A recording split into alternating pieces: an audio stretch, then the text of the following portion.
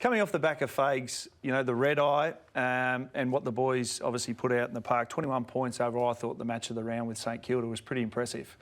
Yeah, it was. Yeah, it was a big win. It was a really good win. It was an arm wrestle for a big part of it. But as he said, they defended much better. They defended clearance. We know St Kilda can score from clearance, and they did that part of the game well. And in the end, you know, we've spoken about St Kilda's injuries, but Brisbane got the better of them. Now, how did you see the matchup with King and Andrews? Well, we're waiting to see whether Harris Andrews could recapture the form of the last few years. Now, we know he's a great intercept marker, and he's going to take some marks. So there's things you can't stop. So let's not over-assess it too much. But those are basically the only marks he took inside 50.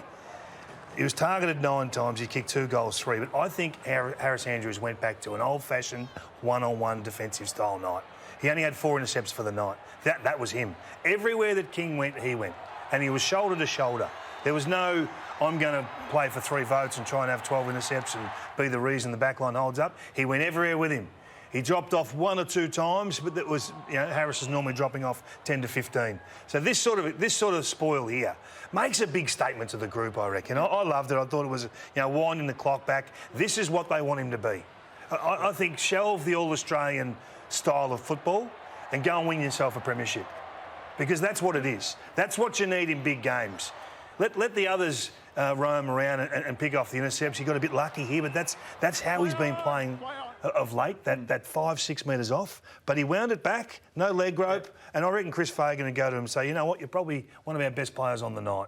More of that, thanks, less of the other. Yeah, and off the back of that, Joey, the Saints' entries. So we've just seen, obviously, a hard one-on-one. Yeah, I don't think they help themselves. And look, the reason why, so they look up and they think that's a one-on-one, but because St Kilda were kicking the ball inside 50 from about 70 or 80 metres out, they were kicking from too far outside 50. So when it looks like a one-on-one, the ball hangs in the air so much, and we talk about team defences, that kick would have looked like a one-on-one to Max King. But Marcus Adams and all the other wingers and everyone are allowed to get back, and that's why it looked like Max King had 2, 3, 4 guys on him, because they hang in the air too long. And I think St Kilda can take a leaf out of what Brisbane did, like particularly in this passage of play. So see how they're patient. They could have gone in from outside that 70, 80 metre and launched it into a 1v1, but they're patient, they wait. All of a sudden it spreads the 50, and you get a better look where you actually can go to a one-on-one and give your forwards a chance. I think St Kilda could do worse, and even look at how Geelong enter inside 50. They're patient, they separate, they draw, and then you go one-on-one to Hawkins inside 50. I think they can try and help Max King by not rushing to try and get it in there, and in that meantime, the ball hangs up in the air, 3 or 4 swarm, and Max King's got no chance, or the other forwards. So just something maybe the Saints can look at. I think that in the planning, they would have thought Harris Andrews was going to be off Max King. Yeah, he was going to be zoning, let's get it in quick, get it to his advantage side, and Harris flipped that matchup by going one-on-one, and all of a sudden they couldn't adjust, which is, I guess, the art of coaching, isn't it? Yeah. Were you disappointed with the quarter 4 fade-out, Joey? Not really. I think when you've got 3 injuries, and to 3 midfielders, you know, McKenzie, Owens, and obviously Zach Jones as well, they just ran out of puff. And this was the 4th quarter. With the stoppages, about 3 in a row in this 4th quarter where Brisbane looked to spread from stoppage. So Rayner, McCluggage got on his block. He was awesome on the weekend. And in the end, St Kilda just couldn't keep up. So while it was a real arm wrestle for 3 quarters, you can see the numbers there. They doubled the clearances. They were able to score off it. And St Kilda just couldn't go with them. You know, Neil, as we said, McCluggage, they just got on the end of it. And in the end, it was too much. So disappointing for St Kilda to lose. I don't think it's the be-all and end-all, and I know they're going to miss a few players this week, but they've got some good players in the VFL. So Hunter Clark's available, Jack Billings got dropped. So they've got some personnel to bring in, but unfortunately they just ran out of puff in that 4th quarter. So that was the Saints forward line.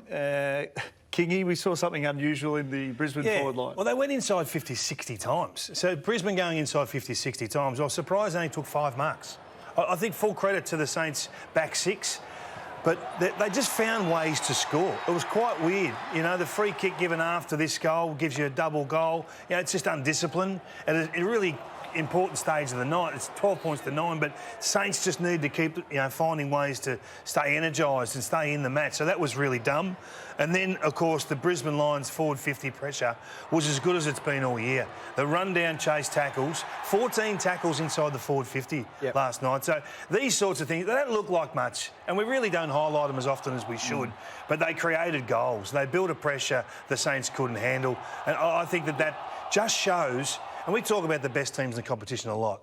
If you can find another way to win, when one facet's not working and you can find another way to win, I think it shows incredible maturity to be able to just cope and shift and great leadership. And that's why I still think they're so dangerous, Brisbane. They dropped away defensively. We'd highlighted that. No doubt it was a focus and they'd sharpened up. Because their talls can get you, as we saw, but then their smalls at ground level can get you in a number of ways. So they are still going to be a serious threat back half of the season. I love it on Saturday night when the bat phone rings during the game. Joey, what is it? Unrealistic push. I There's a new rule. Well, we've spoken a lot about the umpiring this year, and let's be honest, it's been...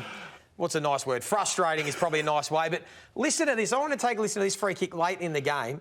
I think we've come up with a new rule. Just let's take a listen. Me. Unrealistic push. No, free kicks. Rich, stand This to the ball. He's jumped with a knee in the back, and the umpire said that's an unrealistic push. What's an unrealistic push? How was that a free kick? It's an unrealistic attempt. But he actually made some contact with the ball. You can see the ball deflected off his... He didn't get good purchase on it because Ben Long needs to work on his spoiling. But he made contact and used his knee. And it was an unrealistic push. Like, I know the umpiring at the moment's all over the shop, but there's a new one. So players, watch out. You might get done for an unrealistic push.